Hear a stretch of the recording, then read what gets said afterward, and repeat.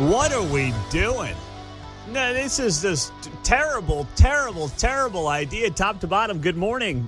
It is great to be here with you on KCMO Talk Radio 95.7 FM. We are always streaming on the KCMO Talk Radio app. Once in a while, the big fella gets it wrong. And in this case, he got it absolutely wrong yesterday. Wrong. I don't get it. I don't understand why we would sit by as 600,000 Chinese students on American college campuses are going to be willingly accepted and promoted by the President of the United States. I don't understand it. Yesterday, he was in the Oval Office, and if you missed it, here is what he had to say. President Xi would like me to come to China. It's a very important relationship. As you know, we're taking a lot of money in from China because of the tariffs and the different things, and it's a very important relationship. We're going to get along good with China. I hear so many stories about we're not going to allow their students. We're going to allow their students to come in. We're going to allow. It's very important. 600,000 students. It's very important. But we're going to get along with China. But it's a different relationship that we have now with China. It's a much better relationship economically than it was before. With Biden, boy, what he allowed they just took him to the cleaners, you know? Well, that last part's true. But 600,000, so currently, I looked it up, there are 270,000 Chinese students enrolled in United States universities. The president threw out a number yesterday, more than doubling that, to 600,000. Now, hold on a second here. Is that America first? Is there anything America first about saying 600,000 students from a country that is our biggest enemy on the globe right now, which China absolutely is, of course, led by their President Xi? Is there any benefit to the United States to have 600,000 Chinese students on our American campuses? And to put that into perspective on just how many that is, the University of Kansas is set to have an enrollment of about 30,000 this year. So you're talking about basically 20 years worth of students coming through KU. 30,000 students a year, do the math, 20 years worth of KU students, all being, in theory, from China. That's what we're talking about here with 600,000 students coming to U.S. universities that the president threw out there yesterday. There's nothing about this that is putting the American student and the American citizen first. Nothing. So last night, one of the president's economic advisors is trying to answer to this on Fox, and the answer was arguably even worse than the original statement. How is allowing 600,000 students from the communist country of China putting America first? Well, the president's point of view is that what would happen if you didn't have those 600,000 students is that you'd empty them from the top. All the students would go up to better schools, and the bottom 15% of universities and colleges would go out of business in America. So his view is he's taking a rational economic view, which is classic Donald Trump, looking at higher education and saying, but why are you until helping we Harvard? modify that. So we're worried about closing colleges? We're worried about colleges at the bottom end of the spectrum possibly shutting down? Because if you took out these 600,000 Chinese students that the president wants to have on American campuses, a few colleges might close? Yeah, that sounds pretty good to me. Because as far as I can tell, there are too many worthless colleges all over this country that we currently have in place. The issue is they're not whacking enough. We need more colleges to close, John, not prop them up with foreign students. Might I propose a counter theory? What is the value of that education that or maybe we can export a little wokeness to China, right? That's not a bad idea. Try to infiltrate them with wokeness. Yeah. So it's reverse psychology is what you're going for here. The other thing I wanted to query is what is it that you say about Trump about taking him seriously or literally? Did he just pick a number out of his He may have just picked a number. Yeah. But what he should be saying is, we're not going to have Chinese students on American campuses anymore. There you go. As far as I'm concerned, that game is over. You know, if Biden wanted to play that game, so be it. But I see no reason why our biggest enemy on the planet and the worst actor from a government standpoint on the planet should have hundreds of thousands of students on American campuses. Why would we allow that? Now, do I think some of these students are probably just here for the right reasons? Yeah, I do. But it doesn't matter. We're basically in an economic and global war with the Chinese Communist Party. So why would we put ourselves in this kind of a position? And, you know, part of me wonders if it's just, you know, Trump doing some negotiating and trying to mush up Xi a little bit. That's entirely possible. I get it. But my goodness, we got 270,000 already. You want to double that to 600? What are we doing here? It doesn't make any sense. They'll be all wanting NIL rights, pandemonium in the communist country. They're going to want NIL deals from Cracker Barrel before long. That's what's going to happen here. Oh, my goodness. On the text line, 913-408-7957. Pete, I wonder if this is just a negotiating ploy with the president. Well, it may be. It may be. All I know is we better get something damn good in return. Because as far as I'm concerned, our universities in this country should be for U.S. students. And if these countries can't survive without international students and foreign money, then what does that tell you about the system? To John's point, I know he was joking about it, but he was like, hey, maybe it's about, you know, getting some wokeness into China from some of these American colleges. What does it tell you? That in a country with 300 plus million people, these colleges may not be able to survive without international students. And one of the dirty little tricks of higher education right now is that oftentimes the international students are the ones paying the full freight. They're the ones paying the $60,000, $70,000, $80,000 a year that it costs to go to some of these colleges, including room and board, which in some cases pushes that price tag up to $100,000. It's sick. President Trump's going to propose an in-hemisphere discount. You know what? If he could do that, he would do it by executive order. I could see that coming. Yeah, he would. After some of the executive orders he's had lately, my gosh. So I am just sounding the alarm on this. And if there's 3D chess going on here, you know what? Somebody show me the light. Because I'm not sensing any 3D chess on this one. There has to be a darn good reason that our American citizen students should not be getting into certain colleges on behalf of those from China, of all places. And I'm not sure how compelling of a reason there is for that, but if it is, I'd like to hear it sooner rather than later. Next on KCMO, speaking of ideas here in Kansas City that I can't wrap my arms around, are we really going to be going after parking lots? Is that really the plan here? As we sit about 48 hours removed from the most recent tragedy in downtown Kansas City involving two individuals who were shot and killed, 3 more injured at 13th and Grand right outside of the Power and Light District on Sunday morning. What is the mayor saying? What are his latest comments on this? We have them next on 95.7 FM, KCMO Talk Radio. 619. Mark is in Independence. Wanted to chime in on the opening segment regarding the president saying he was open to the idea of 600,000 Chinese students coming to American universities. I don't get it. Mark, what about you? Hey, well, first of all, my work schedule changed again, so now I can hear you and participate, and I'm a happy camper. Well, you know what, Mark? That's the most important news I've heard all week. You know, you tell your boss that we appreciate him or her changing around your schedule so you can listen to the show again.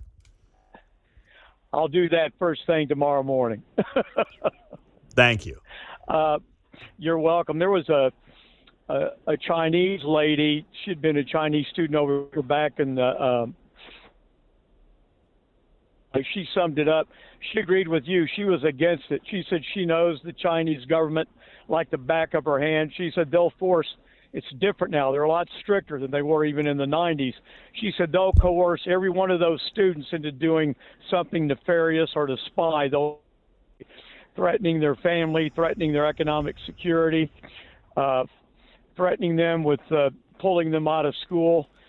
She said they're not going to just let them all come over here and not do something good for the Chinese Communist Party. Yep. I mean, listen, there's no doubt in my mind that I'm not saying it's every student, but it's way too many who will be motivated by the wants of the Chinese Communist Party led by President Xi. And we're just going to sit here and basically take their checks on American campuses? My goodness, what are we doing? I mean, Trump's got to put an end to that as soon as possible.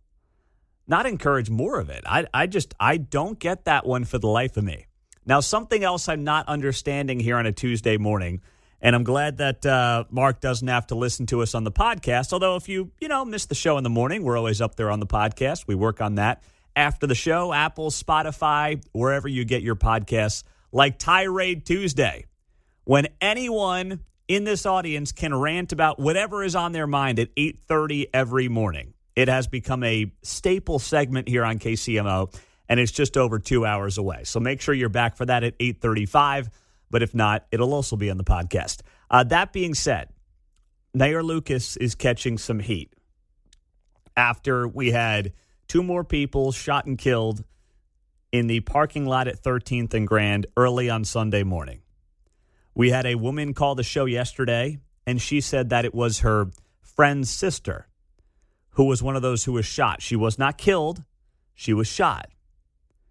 And she said this was someone who was just trying to help out people in the parking lot who had been shot, and she ended up getting shot herself. Kansas City is still having a bad year. The homicide numbers are over 100. They're above where they were at this time last year. They're not at the record high of 23, but they are still way too high for a mayor who came into office 6 years ago and said, you know what, I want to get the homicides under 100. Well, he didn't say under 100 by July 4th. He said under 100 for the year. And unfortunately, the administration has failed miserably on this issue every single year in office. So now, I mean, you're grasping at straws, right? What do? These homicides got a lot of attention because they were right outside of T-Mobile Center, right outside of Power and Light District. You've got bullet holes in the side of the College Basketball Experience, right there attached to T-Mobile. Walk by it today. You'll see the bullet holes in the side of the building. How about that? There's a little touch for you in Kansas City. Go check out some historic college basketball memorabilia and see some gunshot wounds in the side of the building while you're at it. So the mayor was getting grilled yesterday by, well, I'm not going to say grilled. Local television media put cameras and microphones in his face. It wasn't a grilling. Trust me. Local media in this town doesn't know how to do that. But they did it. Here's what KCTV5 reported on Mayor Lucas. We will make sure that everyone's safe, whether you're somebody who's actually in a legit establishment during open hours or if you're somebody who's out late at night. The penalty for being out late at night doesn't need to be death, and we will make sure that we address all that we can to keep those people safe and to move out a lot of the loitering and other issues outside of the downtown corridor and hopefully outside of our community. You buying that? 913-408-7957. Are you buying that? Or does it become the boy who cried wolf at some point? Where it's just another day with another idea, with another ordinance, with another proposal that will have zero teeth to it. The reality is, for Kansas City, we continue to be in a situation where there's nowhere to put people that you arrest. There's no jail. There hasn't been for a decade. And then you put gasoline on that fire during 2020. When you basically let the inmates run the asylum, no pun intended. Cops decided, I'm not doing this. They backed off. Many quit. Many retired. You couldn't replace them. And now we're 200, 300 cops short, combined with criminals who do not fear law enforcement in this town and know that even if they get arrested, there's nowhere to go. It is a perfect storm for violent crime running rampant in this town. And that's exactly what we're seeing. And by the way, the young girl who was shot, who called up the show yesterday, her friend called up the show yesterday, I can't get into many of the details right now on this, but like she was not some thug or gang member. She was somebody who was trying to help out somebody else who was shot, and she ends up getting shot in the process in this parking lot at 13th and Grand. And now she is out of the hospital, as I understand it, but still, there are not a lot of witnesses to what happened. She's one of the few. And now they've got to basically button this whole thing up and not say a whole lot publicly because there's obviously an active investigation. But does anybody believe for a second that the people in charge in this town are capable of keeping them safe based on the track record that's currently ongoing? I give the mayor credit for at least talking to the media. He's not dodging them. I guess I'll give him that much. Nobody else in the city council is really saying anything outside of Nathan Willett, who was on the show yesterday out of the Northland. But, I mean, it's slim pickings finding any of these people to speak up and have a backbone right now. Stephen is in Johnson County on KCMO. Hey, Stephen. How's it going, Doc? All right. It's going well, my man. What's happening? Well, you know, I saw this happen 26 years ago when I moved to Johnson County, and when I spoke about it, they wanted me to keep quiet. They didn't want me to say nothing. You know, it's amazing how Democrats can take a situation and they don't want to face the genesis of it, and that is fatherless homes. A lot of these people that's keeping us havoc up is coming from fatherless homes where the mother's in charge, and they refuse to deal with it. They refuse to deal with it, and this is the result. Well, let me push back, Stephen, because we know that's a problem, but it's just an easy thing to call up the radio and say, we need dads. Yeah, we do, Stephen. But you tell me, what is Quentin Lucas supposed to do today on that front? Well, anything you want more of, you penalize. I mean, you reward. Anything you want less of, you penalize. And when you worry about having an African American. Listen, Stephen, you know, you and I are, we're kumbaya on a lot of this stuff, but it's very simple to just call up a radio show and say, hey, get dads in the homes. Okay. What is he supposed to do? Either you want more, you reward. Either you want less, or you penalize. When you penalize, you make the penalties harder, and you make them think. Rudolph Giuliani did that same thing in New York City years ago, and it curbed the crime. Okay. I have a young man in my church. He's an associate minister. His brother got killed by the stepson, and the stepson. All right, I don't want to go into story hour here, Stephen, but I understand your point. I totally understand your point, but I think there's a short term. You're right about there's a short term angle, there's a long term angle and play to this. The short term play is you flood the zone. Law and order on the streets. Look at what's working in Washington, D.C. right now. The long-term play is changing the culture. That is very difficult to do. And the only person I can ever think of that had a chance to do it was Barack Obama, and he wanted no part of it.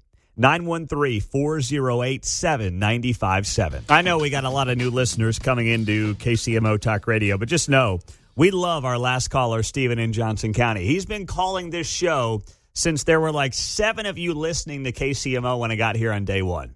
He's a longtime listener. He's a longtime friend. We have not heard from him in a while. I get it. People's schedules change. But I was just challenging him. Some of you got on me on the text line and said, you should have been nicer to that guy. No. I also have higher expectations for people like Stephen who have been calling this show for a long time. And that's where I want to go deeper. When we talk about the issues in Kansas City, yes, we understand that in the urban core, fatherless homes is a major problem. We understand that. But I don't want to be that talk show that just like says all the hot talking points that makes people go, yeah, woo, get them. It's like, let's dig a little bit here. I understand that's a problem in Kansas City. But what are we doing in the short term to curtail the homicide rate that is still in the top 10 in the country? And that's why I was challenging Stephen on that. It wasn't about being nice or not nice. I mean, I've met Stephen before. It's amazing. You know, your callers are only about 1% of your radio audience, and I've only met a handful of people who have ever called the show. Stephen happens to be one of them. He's a great guy. But it's like, you know, your best friends or the people in your life that you respect, you challenge them more than you would some random person on the street corner. And that's what I was trying to do there with Stephen. Just challenge him to say, okay, let's dig on this story. Let's dig on this topic. And that's what I wanted to get to here with this problem that we're facing in Kansas City. So we'll have more on this throughout the morning on KCMO Talk Radio 95.7 FM. Good to have you here on a Tuesday, 2 hours away from Tirade Tuesday, one of our favorite segments of the week, when you get to rant on whatever you want to rant on. Anything in your life, your boss, me, Mark, John, whatever. That's what it's here for at 8:35 on Tuesday, Tirade Tuesday on KCMO. Now, what is going on at our college campuses? We have had swatting incidents all over America. It started last week at my alma mater, Villanova. There were reports. I got a push notification from Fox about an active shooter at Villanova, and my heart just sank, and it turned out it was a hoax. There were issues last week at the University of Tennessee, Chattanooga as well, the same day as the Villanova hoax happened. Well, now we had an issue yesterday at Kansas State. A potential safety concern was reported at K-State's Manhattan campus yesterday afternoon. The university was a target of a swatting attack that was intended to disrupt the Manhattan campus. K-State saying in a statement, Riley County Dispatch received a call on their administrative line of a message stating active violence at Hale Library. Officers immediately responded and determined the call was a hoax, and there was no threat or danger. The building is safe, and the Manhattan campus is under normal operations. That was at about 4:30 in the afternoon yesterday.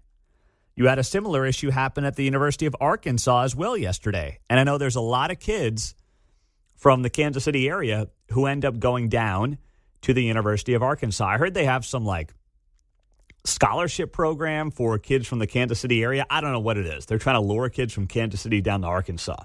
I get it. You want our kids. You want our people.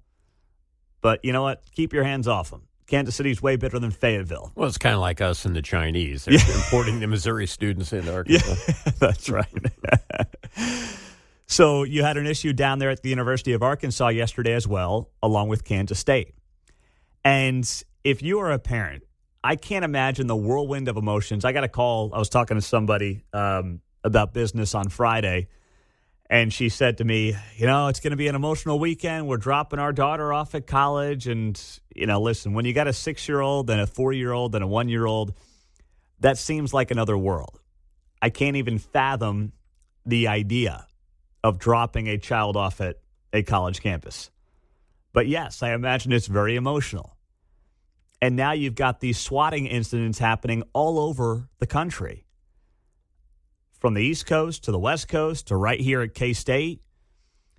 And I don't know if these things are all connected, but I'll tell you what, I don't think it should be that difficult for law enforcement to figure out who's doing this. I mean, with all the information we have on tracing phone calls, I don't know how they haven't busted some of these people yet. But there should be serious repercussions for calling in active shooter hoaxes to college campuses, to anywhere, but especially to college campuses. This cannot be the slap on the wrist. This cannot be the, well, you know, just kids being kids. The kid wanted, little Johnny wanted to, avoid orientation. No. You have got to take this stuff as seriously as you possibly can. If you're local law enforcement in Manhattan, Kansas, if you're down in Fayetteville, if you're at Villanova outside of Philadelphia, you figure out who this person or these persons are, and you go after them with the full extent of the law. Because this is a parent's worst nightmare. A student's too, but certainly a parent's worst nightmare. You drop your kid off at campus, they're gone for the first time, and now you got to worry about this stuff happening? Thank goodness they're all fake. But we're a week into colleges being open across the country, and we've had at least half a dozen of these swatting incidents where someone or some buddies are calling up and saying, hey, active shooter on campus, and they're all turning out to be hoaxes. Every single one. And no one has been able to connect the dots just yet. So I don't know what the heck is going on. The text line is 913-408-7957. Pete, word on the street is that the KSU active shooter was just Avery Johnson's dad and brother fighting again. Oh, jeez. I was waiting for that joke. I was waiting for someone to make it. Mark, was that you texting our own text line? No, I wish I would have thought of that. That was pretty good. Oh, my goodness. 913-408-7957. Pete, there's a lot of mental illness out there. Yeah, there is. There is. It's just like what's happening on the streets of Kansas City. There's a lot of mental illness out there. And it's not being fixed. It's not being taken care of. So as a result, you're getting stuff like this happening all over the country. And no one really seems to have an answer as to what exactly is going on or the why behind it. But 2 more yesterday, right in our region, where kids are sending, or parents are sending their kids around Kansas City, University of Arkansas, and of course Kansas State.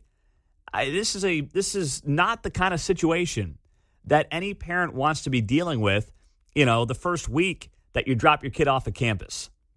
And these colleges, here's the other thing. These colleges, I know they're all doing a good job, and they all have informed students and parents as to what's going on.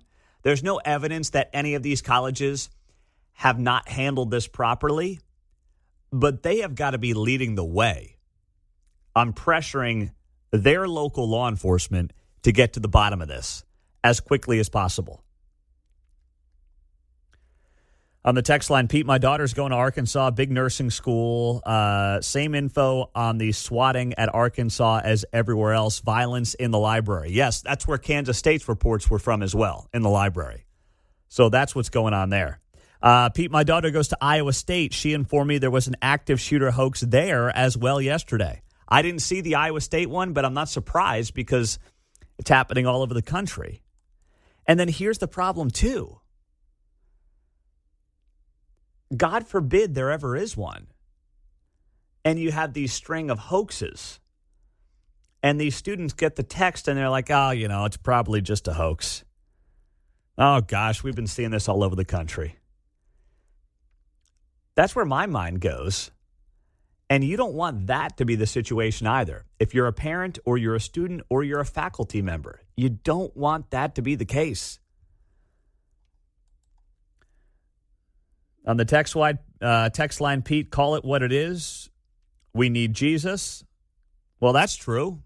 I mean, no argument there. Absolutely. But without knowing exactly who's behind some of this stuff, I agree. But we also got to have accountability for these folks who I think are breaking the law. There's no doubt about it. Yeah, your daughter Claire shed light on needing a little Jesus here when the guy took your credit card, right? Yes, exactly. How come he turned away from Jesus, Dave? Yep. Right?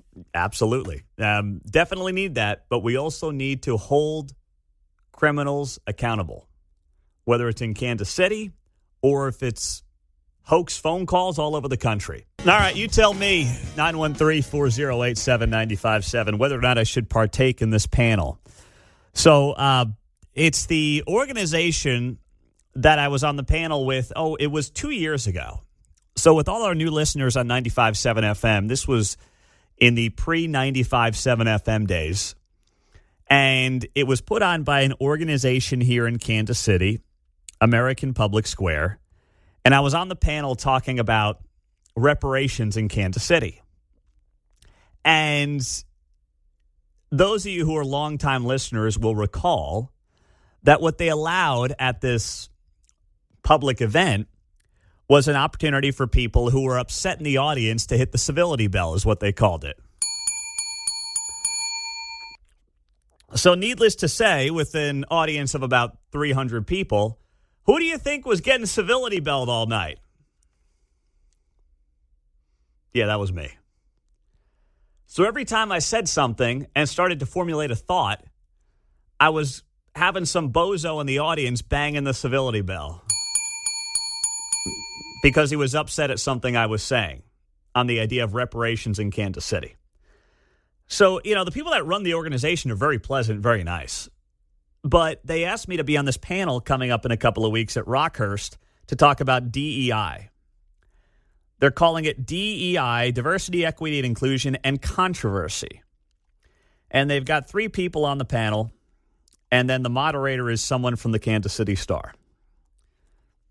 So I can't imagine how this is going to go. So I had a conversation with them, and I'm like, I don't mind doing this stuff. I enjoy doing it. I think it's valuable to do. But it's a Monday night. It's not like middle of the day.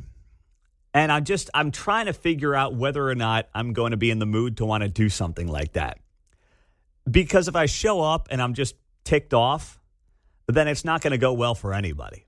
And I'm going to be annoyed that I did it in the first place.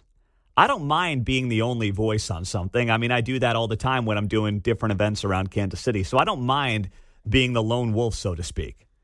I just don't know, after my first experience on this one, where I was getting civility belled all night, if I really want to partake in this again, John.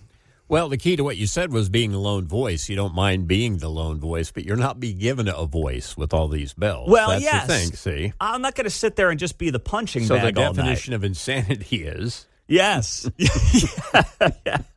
That's a good point. That's a very good point. So I'm really struggling. And I said, you know what? I'm just going to take this to the audience and take it to you on Tuesday. And you can just text in and tell me whether or not I should do this or not, whether I should be a glutton for punishment or I should just, take a pass. And the Monday, if it was Thursday night, I'd be like, you know what? I'll power through it on a Thursday. We'll have some fun with it on Friday. But if I have it on a Monday night, I mean, it could throw off my whole week here, John. I'm going to be annoyed all week, and then you're going to take the brunt of it, which I don't want to do that to you. Yeah, it's like, you sit there, you do that, and it's just going to be belled. And unless you're like a YouTuber where you would want to or document it. Well, now you're giving me ideas. Or channel Mark Alford's inner dealings. Here's the difference. Yeah. Mark's an elected representative, okay? Mark's got to subject himself to some of that once in a while. And I don't mind doing it once in a while. I just don't know if I want some guy in the audience banging a civility bell on me all night. I'm just not sure I'm in the mood for it right now. Things are going so well for us here on KCMO. We're kicking absolute butt. And once in a while, I'll do what I got to do. I'll send myself into the, into the fire, so to speak. But this one, I just, for some reason, I'm just torn up on it. John, go ahead. You're on KCMO. Good morning, Pete. That lone voice in the wilderness sometimes is the loudest voice that can be heard. And a lot of these people don't listen to other points of view. So it might be a seed planted to where they can actually listen to the truth being spoken to them rather than the lies that they hear and are surrounded with. But you have to do something before you go. You've got to listen to a lot of Ronald Reagan quotes and Martin Luther King quotes. That way you can at least go in there prepared and uplifted with the shining city on the hill speech that just drives everybody forward and is patriotic and makes you go, yeah, pound your chest. And you'll go in there filled up and overflowing and just crush it. That's nice of you, John. I prefer to go in there just playing this Trump quote on repeat. They don't know what the they're doing. Do you understand that? Well, that's true, too. I think that'll be better for me going into that thing if I end up doing it. But thank you for being my hype man there, John. I appreciate it. I'm not sure that's what I wanted, to be honest, but I'll take it for now. I look at some of the people on the panel, too. Like I said, I'll be the lone wolf. There's one guy who quit his job at West Point and now is teaching at some other college in New York because he was upset that West Point got rid of their DEI stuff. It's like, really? This is what I'm going to have to deal with? This will be fun. All right. Well, when I make the call, I'll let you know. And I'll read the texts as well before we get to the news in 2 minutes on KCMO. So there's a bigger picture here beyond what's coming in a few weeks, and that is the state of Missouri all but guaranteed to have a special session, redistrict the map, go from 6 Republican seats, 2 Democrat seats, to 7 Republican seats and 1 Democrat seat. Emmanuel Cleaver here in Kansas City is all but guaranteed to be squeezed out of his congressional seat. The bigger picture, though, is what is to come during the next census. And the New York Times wrote a huge piece about this that they dropped yesterday. how the Electoral College could tilt further away from the Democrat Party. And they basically say, here's what's going to happen. The Democrats' path to winning the White House is going to become much more difficult because the states they rely on are shrinking. And the states that Republicans rely on are growing. New York, California obviously lead the way when it comes to losing population and therefore losing Electoral College votes. I mean, right now, California is 54 Electoral College votes. They go up 54-0, obviously, every election. That's what happens with California. They're likely to drop down to 51. Illinois losing, going from 19 to 17. These are projections based on population trends around the country. New York losing 1, maybe 2. Rhode Island losing 1.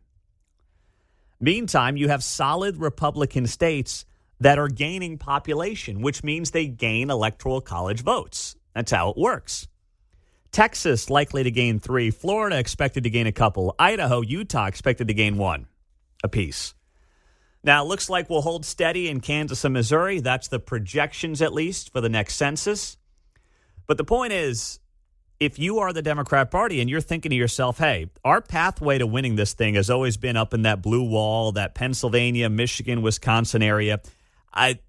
If you don't have enough Electoral College votes from some of your big blue states to get a cushion, that won't get you to the 270 votes you need to win the White House. And the New York Times, they wrote about this.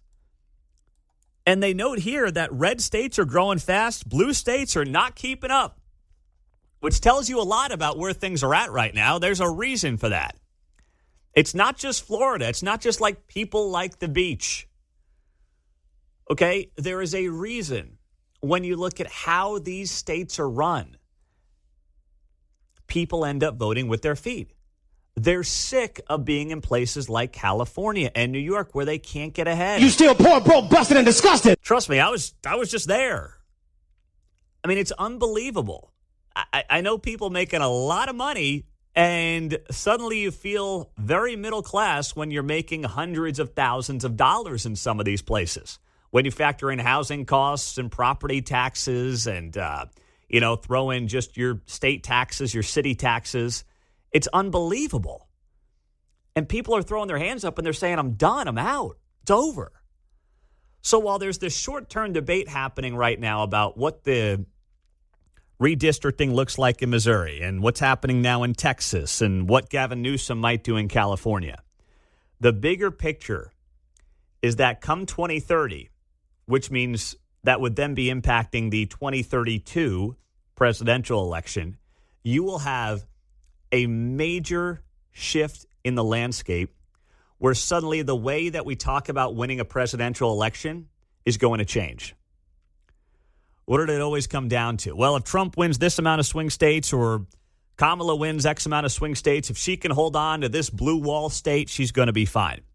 That conversation's totally changing come 2032 because of how the Electoral College votes will shift within these states, where suddenly a Republican isn't going to have to beg to get one of those 3 blue wall states of Pennsylvania, Wisconsin, or Michigan. They may not need them. The blue wall may be completely irrelevant. And that's what is noted here in the New York Times. They write, the year is 2032, studying the Electoral College map. A Democrat presidential candidate can no longer plan to sweep New Hampshire, Minnesota, and the blue wall battlegrounds to win the White House. A victory in the swing state of Nevada would not help either. They write here, this is the nightmare scenario many Democrat Party insiders see playing out if the current U.S. population projections hold. I know some of you are sitting there, and I know what you're doing. I know what's going on. People are aroused. I haven't seen people so aroused in a very, very long time. I understand. That's where some of you are at. And that's fine. I get it. And it's entirely possible I'll feel that way, too, come 2032. It's a ways away. But with the way things are trending, wouldn't shock me one bit. Coming up on KCMO, Brad Lemon, the Kansas City Fraternal Order of Police president. He's fed up with the crime fighting or lack thereof in Kansas City after another violent weekend. He will be here next.